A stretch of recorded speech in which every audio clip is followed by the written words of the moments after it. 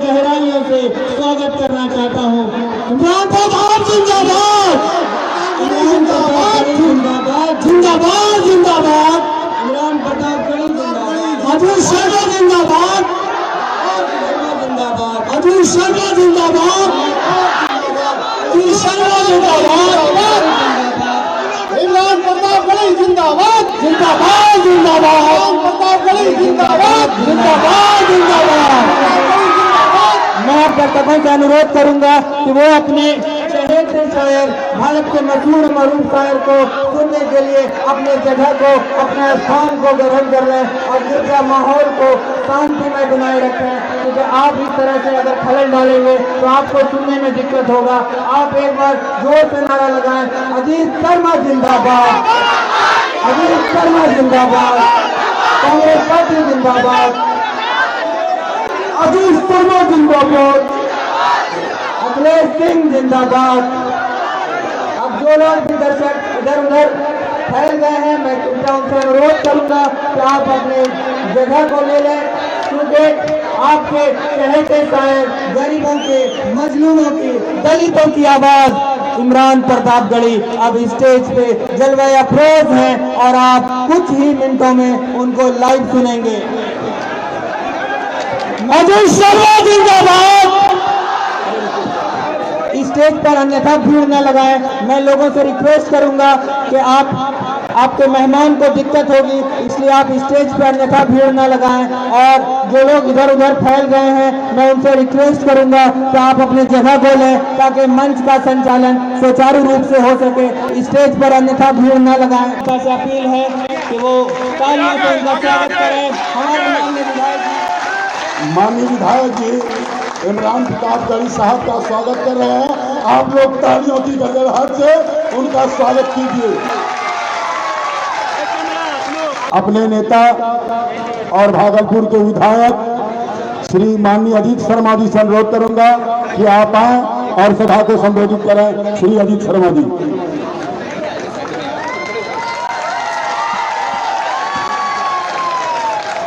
अस्सलाम वालेकुम, नमस्कार। आज इस चंपानगर नागनगर के सीटीएस ग्राउंड में उपस्थित जन जन के प्रिय हमारे आदरणीय इमरान प्रतापगढ़ी जी जो आपके मंच पे बैठे हैं, हमारे बीच आदरणीय प्रभारी अजय कपूर जी, हमारे बीच सांसद जो कि चेयरमैन कैंपेन कमेटी के बिहार के हैं अखिलेश प्रसाद सिंह जी, हमारे बीच बहुत ही आदरणीय कैप्टन अजय यादव जी जो कि हमारे आदरणीय नेता लालू जी के समधी भी हैं। मैं वहां पर बैठे हुए हमारे जिला के अध्यक्ष परवेज जमाल साहब, हमारे मंच पे आरजेडी के नगर अध्यक्ष सलाउद्दीन साहब, हमारे बुनकर समुदाय के यहाँ बैठे सिकंदर अंसारी जी, यहाँ पे सीपीआई, सीपीएम, माले, राजद के सभी कार्यकर्ता पदाधिकारीगण और तमाम जो हमारी आज जो हम खड़े हैं, मेरी रीढ़ जो है वो हमारे भाई बहन जो सामने बैठे हैं उनका हम इस्तकबाल करते हैं, स्वागत करते हैं, अभिनंदन करते हैं। आप अपने अजीम और चहेते भाई को सुनिए जिनके तकरीर से, जिनके अशार से पानी में आग लग जाता है। मैं अब उस शख्सियत को दावत सुखन दे रहा हूं, हजरत इमरान प्रतापगढ़ी साहब।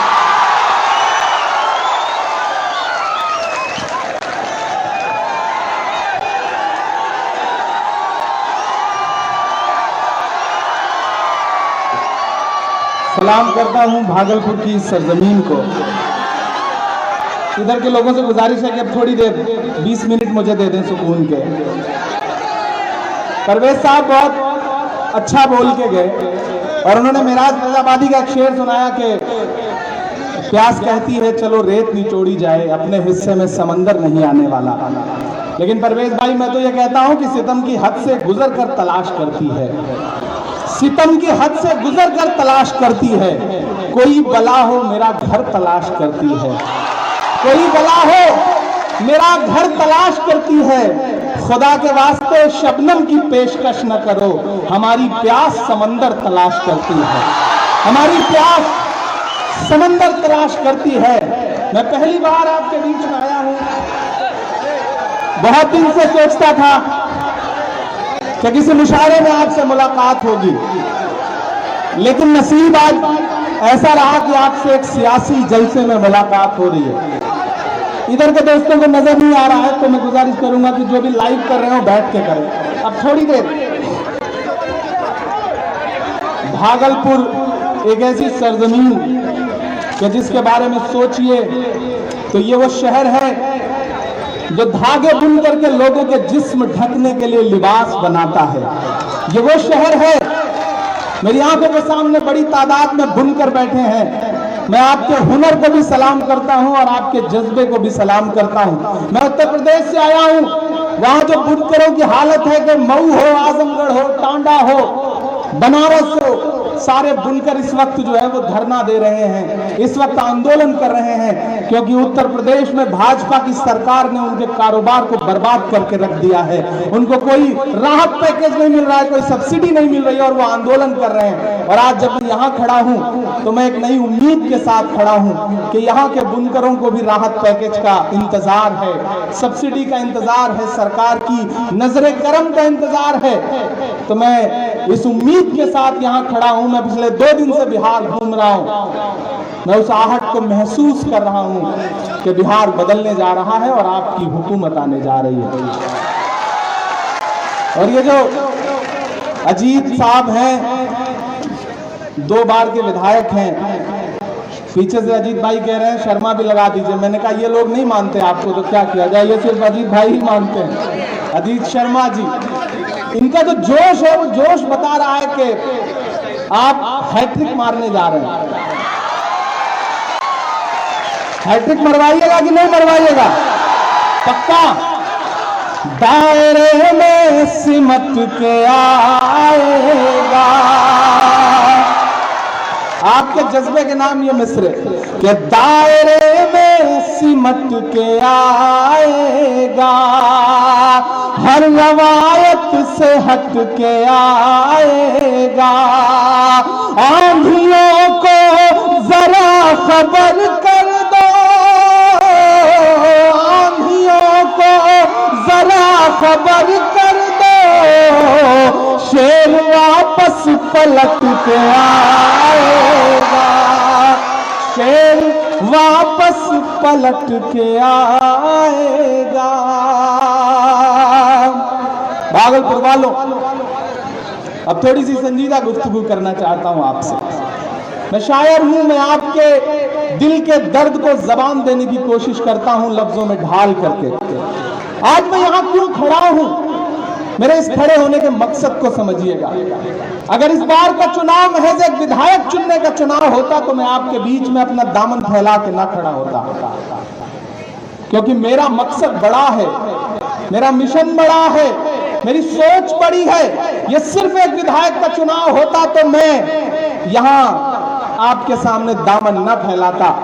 जब आप वोटिंग वाले दिन जा करके ईवीएम की कतार में खड़े होंगे और हाथ के पंजे का बटन दबाने के लिए आपकी उंगलियां कसमसा रही होंगी, तो आप सिर्फ अजीत शर्मा को बतौर विधायक नहीं चुनेंगे बल्कि तेजस्वी यादव को इस सूबे का मुख्यमंत्री चुनेंगे। आपको इसलिए भी जा करके उस दिन वोटिंग करनी है।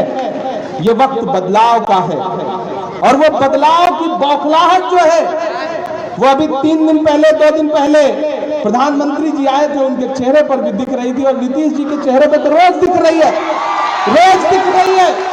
वो जो बौखलाहट है उनकी, मैं उसे हर मीटिंग में देखता हूँ, उनके वीडियोज देख रहा हूँ। वो आजकल बौखला जाते हैं भीड़ के ऊपर लग रहे नारों के ऊपर। ऐसा लगता है जो उनका चुनाव निशान है तीर ना, वो पलट के उन्हीं के कलेजे के पार हो गया है। 2015 में एक वक्त था कि हम सब उनकी तारीफें करते थे, पूरा बिहार उनकी तारीफें करता था, लेकिन जो पलटी उन्होंने मारी है, जो धोखा उन्होंने दिया है, मैं तो ये कहता हूं, रास्ते में मैं अखिलेश बाबू से कह रहा था, अजय जी से कह रहा था कि हम सब ने उन्हें पहचानने में बड़ी भूल कर दी थी। देखने में रंग उनका जाहिरन नीला न था, लेकिन इसका मतलब ये नहीं वो शख्स जहरीला न था। इसका मतलब ये नहीं वो शख्स जहरीला न था, लेकिन आजकल बड़े कुमलाए हैं। उन्हें भी समझ में आ गया है कि 10 नवंबर को विदाई तय है। वो समझ गए, इसीलिए जो उनके चेहरे पे पीलापन है वो बता रहा है कि बिहार ने एक नई इबारत लिख दी है। एक 31 साल का नौजवान जिस तेज कदम के साथ हेलीपैड से उतर के मंच पर आता है, आवाम से खिताब करता है और फिर भाग करके हेलीकॉप्टर पकड़ता है और दिन में 12-12, 13-13 सभाएं करता है, और जिस तरह से उस तेजस्वी यादव के लिए बुनियाद का पत्थर बनने का काम कांग्रेस ने किया है, लेफ्ट के साथियों ने किया है, लेफ्ट पार्टियों ने किया है। ये जो गठजोड़ है, ये जो महागठबंधन है, इस बार बिहार में छोटे वाले मोदी जी की भी विदाई करेगी और नीतीश बाबू की तो करेगी ही करेगी। मैं आपसे ये गुजारिश करने आया हूं, मैंने कहा ना, मेरा मकसद बहुत बड़ा है, मेरे इरादे बहुत बड़े हैं। मुझे याद है मुजफ्फरपुर बालिका गृह का जो कांड है, जहां कितनी बच्चियां बलात्कार के बाद मार दी गई, उनकी लाशें मिली, और उसका मुस्कुराता हुआ चेहरा नीतीश बाबू ने फिर उसी मंत्री को टिकट दिया। मैं उत्तर प्रदेश से आया हूं, हालत यह है कि रात के 2 बजे लाशें जला दी जा रही हैं, बेटियों की, परिवार वालों को चेहरा नहीं देखने दिया जा रहा है। क्या ऐसे लोगों को फिर से वापस लाइएगा? ऐसे लोगों को नहीं वापस लाना है। एक नौजवान जो अपनी सभाओं में धर्म और मजहब से उठ करके कह रहा है कि बिहार वालों, जिस दिन तुमने मुझे मुख्यमंत्री बनाया 10 लाख पक्की नौकरियां तुम्हारा इंतजार कर रही हैं। हमें उस तेजस्वी यादव की बात पर यकीन करना है, हमें राहुल जी की उस बात पर यकीन करना है कि कांग्रेस और तेजस्वी और लेफ्ट की जो गठबंधन की ये जो एक नई मुहिम है, ये मुहिम बिहार को एक नई दिशा में ले जाएगी, बिहार को एक नए मंजर पर ले जाएगी।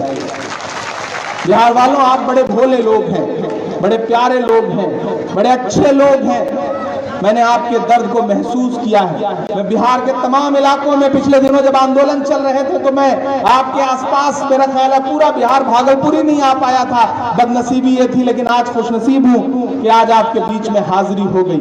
मैं आज आपसे ये कहने आया हूं कि इस बार आप इन्हें विधायक बनाएंगे, और अजय कपूर जी ने तो कह ही दिया है कि मौका लगा तो उप मुख्यमंत्री नहीं, मुख्यमंत्री तेजस्वी जी होंगे, और उप मुख्यमंत्री नहीं तो कोई बड़ा मंत्रालय। ये वादा तो आपसे अजय भाई ने कर ही लिया है, और अजय कपूर जी ने वादा किया है, तो मुझे लग रहा है कि वो आखिरी सांस तक इस वादे को निभाएंगे। लेकिन अजीत भाई, मैं आपसे एक वादा लेना चाहता हूं। आप 2 बार से इनके विधायक हैं, आप इनके लिए रात के 12 बजे भी खड़े रहते हैं, और इनकी आंखों की चमक भी बता रही है कि ये आपसे बड़ी मोहब्बत करते हैं। लेकिन मैं ये चाहता हूं कि जब आप इस बार जीतें और खुदा करे कि सरकार बने और उस सरकार में आप किसी बड़े मजबूत ओहदे पर पहुंचे, तो इनके बुनकर उद्योग के लिए जो कर पाइएगा करिएगा। लेकिन मेरी एक गुजारिश है कि इनके मोहल्लों में एक कॉलेज या एक स्कूल जरूर बना दीजिएगा। ये मेरी गुजारिश है आपसे खास तौर से। और वो करवाने के लिए आप जब भी करेंगे, उसकी ईंट रखने के लिए, पहली ईंट रखने के लिए मुझे आवाज देंगे तो मैं भाग करके आपके बीच में आऊंगा। वो मेरा मिशन होगा, वो मेरा काम है। खास तौर से मैं शुक्रिया अदा करूंगा यहाँ पर जो साथी मौजूद हैं, परवेज साहब, शमीम साहब आरजेडी के, मनोहर मंडल जी जो सीपीएम से हैं, शाहीन अंसारी साहब, बाबर अंसारी साहब, अभय भाई, मामून रशीद साहब, डॉक्टर नईमुद्दीन साहब, मिंटू कुरैशी साहब, मोहम्मद सादिक साहब, इन सारे लोगों का शुक्रिया भी अदा करता हूं। पहली बार आया हूं, सोच रहा हूं थोड़ा बहुत कुछ सुना दूं, वरना जाने के बाद आप कहेंगे कि देखिए सिर्फ भाषण दे के चला गया, कुछ सुनाया नहीं। बिहार वालों में तो पूरे बिहार में घूम के ये कह रहा हूं कि ये जो वक्त आया है ना, जब जाइएगा वोट देने के लिए, तो कुछ चीजें याद रखिएगा। याद रखिएगा कि जब गुजरात से मार मार के भगाए जा रहे थे लॉकडाउन में बिहार के लोग, बिहार के मजदूर, बिहार के काम करने वाले, जब भगाए जा रहे थे दिल्ली से, हजारों हजार की कतार खड़ी थी कि सरकार, नरेंद्र मोदी साहब या बिहार की सरकार किसी तरह से बसों का इंतजाम कर दे या ट्रेनों का टिकट दे दे। ट्रेनें चला दे, हम अपने घर चले जाएं। अगर कोरोना से खुदा न खास्ता मौत भी आ जाए तो कम से कम अपने घर वालों के आसपास जाकर के जनाजा तो नसीब हो सके, लेकिन इस सरकार ने वो भी नहीं किया। और आज निर्मला सीतारमण जी आई थी, वो कह रही है कि बिहार वालों अगर वोट दोगे तो फ्री वैक्सीन देंगे। ऐसा लग रहा है जैसे वैक्सीन देके वोट नहीं बल्कि फिरौती की रकम मांगी जा रही हो कि अगर वैक्सीन तब मिलेगी जब आप वोट दोगे। मैं तो ये कह रहा हूं कि नरेंद्र मोदी जी ये जुमला अपने पास रखिए, 15 लाख दे दीजिए, हम वैक्सीन खुदे खरीद लेंगे जब वैक्सीन आएगी। आप भाजपा की स्ट्रेटेजी देखिए, वो वैक्सीन जो दुनिया में आज तक कहीं बनी ही नहीं उसको भी बेच दे रहे हैं। रेलवे बेचने के कगार पे आ गए, BSNL बेच दिया, जीवन बीमा LIC बेच दे रहे हैं, सब बेच दे रहे हैं। और अब एक ऐसा ख्वाब बेच रहे हैं जिसकी दुनिया में कोई ताबीर ही नहीं है। लेकिन ये भाजपा का ट्रेडिशनल काम है। तब मैं आपके बीच में खड़ा हूं और आपसे गुजारिश कर रहा हूं, आप तपती दोपहरी में मेरी आंखों के सामने पसीने पसीने होकर खड़े हैं, मैं आपकी मौजूदगी को सलाम करता हूं। इधर जो लोग धूप में खड़े हैं मैं उन्हें सलाम करता हूं। कुर्सियां कम पड़ गई हैं, अजीत भाई को उम्मीद नहीं थी कि धूप में इतने लोग आ जाएंगे, लेकिन ये भागलपुर है, जब मोहब्बत लुटाता है तो दामन भर देता है, ओवरफ्लो कर देता है। सलाम आपकी मौजूदगी को। देखिए इस बार नीतीश बाबू बहुत बुरे फंस गए हैं, मतलब बहुत बुरे फंस गए हैं, ये समझ लीजिए। मोदी जी ने भी उनको निपटाने का पूरा प्रोग्राम बना लिया। आप उसको इस तरह समझिए कि चिराग बाबू आजकल घूम घूम कहते हैं, चिराग पासवान जी, कि मैं मोदी जी का हनुमान हूं, मेरा सीना फाड़ के देखोगे तो मोदी जी की तस्वीर निकलेगी। अब आप अंदाजा लगाइए कि अगर चिराग पासवान जी हनुमान है तो मोदी जी ने अपने हनुमान को भेजा किस लिए है? नीतीश जी की लंका में आग लगाने के लिए। बहुत बुरी तरह से फंस गए नीतीश बाबू, ना उनसे निगलते बन रहा है ना उगलते बन रहा है। उसी बौखलाहट में कभी लालू जी का नाम सामने से सुनते हैं तो उखड़ जाते हैं, कभी कल तो किसी सभा में बहुत लगभग अपशब्द बोला उन्होंने। ये उनकी भाषा नहीं थी, ये उनका तेवर नहीं था, ये उनका मिजाज नहीं था। लेकिन अब मुझे समझ में आ रहा है जब आदमी बौखलाता है तो फिर वो मुख्यमंत्री का प्रधानमंत्री भी हो तो उसकी जबान फिसलती ही रहती है। मैं समझ रहा हूँ वो बेचारे क्यों परेशान है। उनकी परेशानी ये है कि 9 नवंबर को लालू यादव जी की जमानत होगी और 10 नवंबर को बिहार में महागठबंधन का मुख्यमंत्री बनेगा। अगर आपने समझदारी दिखाई तो, और मुझे पूरा यकीन है कि आप समझदारी दिखाएंगे। भागलपुर वालों, मैं आपसे यहाँ इसलिए भी इतनी गुफ्तगू कर रहा हूँ क्योंकि यहाँ से जो आवाज उठती है वो पूरे बिहार में जाती है, वो पूरे बिहार के लोगों का मिजाज बनाती है, रुख तय करती है। मैं इसलिए भी आपसे गुफ्तगू कर रहा हूँ। हो सकता है बहुत सारे लोग कहते हैं भागलपुर को लेकर के माजी के बड़े जख्म हैं हमारे दिलों में, मेरे भी दिल में है, लेकिन मैं पूरी जिम्मेदारी से एक पढ़ा लिखा नौजवान, आपकी नुमाइंदगी करने वाला नौजवान यहाँ खड़ा होकर ये कहता है, पूरे बिहार के लोगों से ये कहता है, पूरे मुल्क के लोगों से ये कहता है कि हम माजी के जख्मों को कुरेद करके आने वाला मुस्तकबिल बर्बाद नहीं कर सकते हैं। हमें आने वाला मुस्तकबिल बनाना है। हम चाहते हैं कि आने वाले दिनों में पटना की गद्दी से लेकर के दिल्ली की गद्दी तक पर ऐसे लोग बैठे हैं कि ऐसी फजाएं हमवार हों, ऐसा माहौल बने कि हमारे आने वाली नस्लों को उस माहौल में सांस लेने में तकलीफ ना हो। मैं ऐसे मुस्तकबिल का ख्वाब देख रहा हूं। मैं इसलिए आपसे गुफ्तगू करने के लिए आया हुआ हूं। बिहार वालों, भागलपुर वालों, एक नज़्म सुनाता हूं आपको। इस हुकूमत ने जो कुछ किया है पिछले लॉकडाउन में, हमें कह रहे कि बहुत पीछे मत जाइए। पिछले 3, 4, 5 महीने में इस हुकूमत ने, पटना की हुकूमत ने और दिल्ली की हुकूमत ने जो आपके साथ किया है, बस उसे जहन में रख करके वोट डालिएगा। मैं नज़्म पढ़ता हूं कि हुकूमत तेरे सारे जुल्मों सितम, ऐ हुकूमत तेरे सारे जुल्मों सितम, याद रखेंगे हम, याद रखेंगे हम लॉकडाउन के वो जानलेवा करम। जिन्होंने मास्क फ्री नहीं दिया वो कह रहे हैं वैक्सीन फ्री देंगे। मतलब एकदम में पागल समझे हैं। कि लॉकडाउन के वो जानलेवा करम याद रखेंगे हम, याद रखेंगे हम। ऐ हुकूमत तेरे सारे जुल्मों सितम याद रखेंगे हम, याद रखेंगे हम। अपने माँ बाप घर बार से दूर थे, वो मंजर याद करिएगा कि 1200 किलोमीटर पैदल चल के आए बिहार के लोग। बच्चियां साइकिल चला करके आई, लेकिन ये पटना की गद्दी में बैठे हुए बेहिस इंसान की आंखों में शर्म का एक कतरा तक नहीं आया। तब मैं ये मिसरे पढ़ता हूं, मेरे गुस्से के साथ अपना गुस्सा मिलाइएगा कि अपने घर बार माँ बाप से दूर थे, जुर्म ये था बिहारी थे मजदूर थे, जुर्म ये था बिहारी थे मजदूर थे। पेट खाली था भूख से चूर थे, पेट खाली था भूख से चूर थे, फिर भी पैदल ही चलने को मजबूर थे।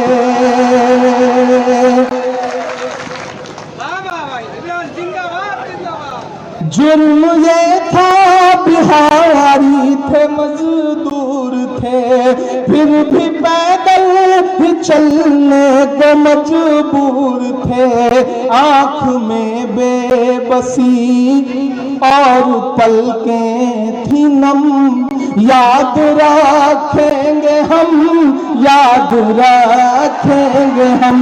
ऐ हुकूमत तेरे सारे जुल्मों सितम याद रखेंगे हम, याद रखेंगे हम। किसी ने हमसे कहा इमरान बिहार क्यों जा रहे हैं आप, क्यों खड़े हैं आप कांग्रेस के साथ, आप तो शायर हैं। मैंने कहा हाँ मैं शायर हूं, लेकिन जब मैं हाथरस की बिटिया के लिए पैदल कई कई किलोमीटर चलकर जाते हुए राहुल गांधी और प्रियंका गांधी के साथ उस धूप में तपती दोपहरी में जाता हूं, तो मुझे लगता है कि मैं सही इंसान के साथ खड़ा हूं। मुझे लगता है कि जब हमारे खिलाफ कानून पास हो रहे थे, पुलिस की लाठियां बरस रही थी, गोलियां बरस रही थी, तो राजघाट पर 3 डिग्री टेम्परेचर में राहुल गांधी बैठे थे, प्रियंका गांधी जी बैठी थी, मनमोहन सिंह जी बैठे थे, सोनिया गांधी जी बैठी थी, मैं बैठा था उनके साथ उस कड़कती ठंड में। हमारे लिए खड़ी थी प्रियंका गांधी रात के 10 बजे इंडिया गेट पर, हमारे लिए खड़े थे जंतर मंतर पर राहुल गांधी, हमारे लिए खड़े थे। इसलिए मैं उनके साथ खड़ा हूं, क्योंकि मेरा फर्ज है कि मैं लोगों के बीच में जाऊं, उन्हें बेदार करूं, अपनी जिम्मेदारियां समझते हुए लोगों को ये बताऊं और लोगों से ये कहूं कि 15 सालों का बदला लिया जाएगा। और जोश के साथ बताइए, मैं चाहता हूं कि बिहार की फजाओं में आज जो भागलपुर से आवाज जाए, वो पूरे बिहार में जो थोड़ी बहुत कोर कसर रही हो उसे भी बराबर कर दे। मैं मिसरे पढ़ता हूं कि 15 सालों का बदला लिया जाएगा, सब सवालों का बदला लिया जाएगा, सब सवालों का बदला लिया जाएगा। चलते चलते जो थे पाँव में पड़ गए, चलते चलते जो थे पाँव में पड़ गए, ऐसे छालों का बदला लिया जाएगा। और नीतीश बाबू देखना तोड़ देंगे तुम्हारा भरम, याद रखेंगे हम, याद रखेंगे हम। ऐ हुकूमत तेरे सारे जुल्मों सितम याद रखेंगे हम, याद रखेंगे हम। पिछले 2 बार से आप जिताते आ रहे हैं अजीत भाई को, लेकिन इस बार मैं आपके कंधों पे और जिम्मेदारियां डाल के जा रहा हूं। वो जिम्मेदारी ये है कि आपसे 2 शिकायतें हैं मेरी। पहली है कि सुबह जब चाय की दुकान पे बैठते हैं तो पटना की हुकूमत चाय पीते पीते गिरा भी देते हैं और बना भी देते हैं, और फिर शाम को जब कहीं बैठ के चुपचाप बिरयानी खा रहे होते हैं तो दिल्ली वाली पलट देते हैं और दूसरी बना देते हैं। लेकिन जिस दिन वोट डालने जाना होता है आपको लगता है कि यार कौन जाए, अजीत भाई तो जीत ही रहे हैं, कौन जाए, एक वोट से क्या हो जाएगा। नहीं, अपने एक वोट की अहमियत समझो, अपने एक एक वोट की ताकत समझो। तुम्हारे हाथ में जो एक वोट की ताकत है, वो ताकत इतनी बड़ी ताकत है कि उसको इस तरह समझना कि जब खाने काबा को ढहाने के लिए अबरहा आया था हाथियों पर बैठ करके, तो पूरे अहले मक्का परेशान थे कि इसका क्या होगा, इसका कैसे मुकाबला होगा। तो आसमान में, मेरी बात सुनना, तो आसमान में अबरहा के झुंड को देखने के बाद अबाबीलें नजर आई थी, और उन अबाबीलों के पंजों में छोटे छोटे कंकर थे, और वो जब कंकर बरसे हैं तो अबरहा का झुंड कहां उड़ गया पता नहीं चला। तुम्हारे हाथ में जो एक ईवीएम का बटन दबाने की ताकत है, दरअसल अबाबील के पंजों में दबे हुए उसी एक कंकर की तरह है। निकलो उस दिन जिस दिन वोट देना है, उसका इस्तेमाल करो, और अब तक जितने वोट से जिताया है उसके दुगना वोट से जिताओ। ये मैं वादा करता हूं अजीत भाई की तरफ से, चाहे इनका हाथ पकड़ के करवाना पड़े, चाहे इनका दामन पकड़ के करवाना पड़े, मैं कोशिश करूंगा कि आपके लिए जो कर सकें करें, लेकिन कम से कम तालीमी बेदारी के लिए खास तौर पे काम करें। उसमें मैं आपकी मदद भी करूंगा और आपके साथ खड़ा नजर भी आऊंगा। और आखिर में आपसे ये कह के विदा लेता हूं, क्योंकि अगली सभा के लिए निकलना है, कि एक वादे को निभाने के लिए वोट करो। बहुत संजीदगी से सुनना मेरी इस बात, एक वोट भी बर्बाद नहीं करना। यहाँ तमाम अहले इल्म लोग बैठे हैं, तमाम अदबी लोग बैठे हैं, मैं इन सब से गुजारिश करते हुए कह रहा हूँ कि एक वादे को निभाने के लिए वोट करो, अपनी दस्तार बचाने के लिए वोट करो, अब तक सबको जिताने के लिए वोट किया, आपकी कातिल को हराने के लिए वोट करो, आपके कातिल को हराने के लिए वोट करो। और भागलपुर वालों, आज से अजीत भाई अकेले चुनाव नहीं लड़ेंगे, आज से एक एक बच्चे को अजीत शर्मा बन के चुनाव लड़ना। फैल जाइए अपने मोहल्लों में, फैल जाइए इलाकों में, सोशल मीडिया चलाते हैं तो उस पर प्रचार करिए, रिश्तेदारों को फोन करिए, उनसे कहिए कि ये लड़ाई सिर्फ एक विधायक चुनने की नहीं है, मुख्यमंत्री चुनने की है। एक 31 साल के नौजवान को मुख्यमंत्री बनाना है, और उसके लिए डरिएगा मत, क्योंकि हम डरने वाले लोग नहीं हैं। तो वक्त के हाकिमों बादशाहों सुनो,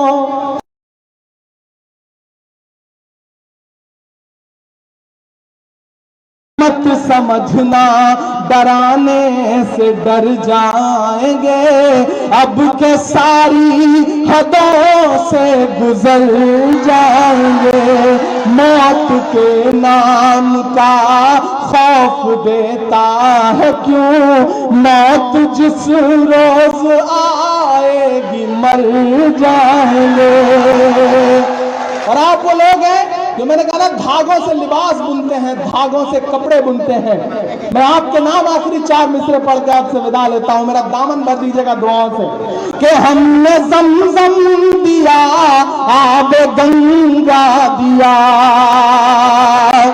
मैंने कहा ना, ये विचारधाराओं की लड़ाई है, ये तय करने की लड़ाई है। ये चुनाव ये तय करेगा कि दिल्ली से लेकर पटना तक की गद्दी पे बाबा साहब भीमराव अंबेडकर और मौलाना आजाद ने जो ख्वाब देखा था, उसकी ताबीर वाले लोग बैठेंगे, या जो संविधान को कुचलना चाहते हैं वो लोग बैठेंगे। तब इमरान ये मिसरे पढ़ता है कि हमने ज़मज़म दिया, आबे गंगा दिया, तुमने भारत को दंगा ही दंगा दिया। हमने एक रंग के, तुमने एक रंग के ख्वाब देखे, मगर अगला जो मिसरा है वो आपके वजूद का मिसरा है कि हमने ज़मज़म दिया, आबे गंगा दिया, तुमने एक रंग के ख्वाब देखे, मगर हमने हिंदुस्तान को तिरंगा दिया। ये तिरंगा बदन पर लपेटे हुए, ये तिरंगा बदन पर लपेटे हुए एक दिन इस जमीन में उतर जाएंगे। मत समझना डराने से डर जाएंगे, अब के सारी हदों से गुजर जाएंगे। बहुत शुक्रिया, बहुत मोहब्बत। वादा करता हूं आप जिताइए अजीत भाई को, और चुनाव जीतने के बाद जीत के जश्न का बड़ा प्रोग्राम होगा। आऊंगा और पूरी रात सुनाऊंगा, जितना आप कहेंगे उतना सुनाऊंगा। बहुत शुक्रिया। इमरान प्रतापगढ़ी जिंदाबाद जिंदाबाद, इमरान प्रतापगढ़ी जिंदाबाद जिंदाबाद। माननीय विधायक अजीत शर्मा जी इमरान प्रतापगढ़ी को तिल का कपड़ा भेंट के स्वरूप देते हुए और ये विजय का प्रतीक, और उम्मीद करता हूँ कि 10 नवंबर को महागठबंधन की सरकार जरूर बनेगी। आप अपना आशीर्वाद बनाए रखें। इमरान प्रतापगढ़ी जिंदाबाद जिंदाबाद। आप तमाम लोग जो इस सभा को कामयाब बनाने के लिए उपस्थित हुए हैं, मैं सभी का धन्यवाद करता हूं हृदय की गहराइयों से। आप लोगों का बहुत बहुत स्वागत है, बहुत बहुत धन्यवाद। इसी के साथ इस सभा की समाप्ति की घोषणा करता हूं।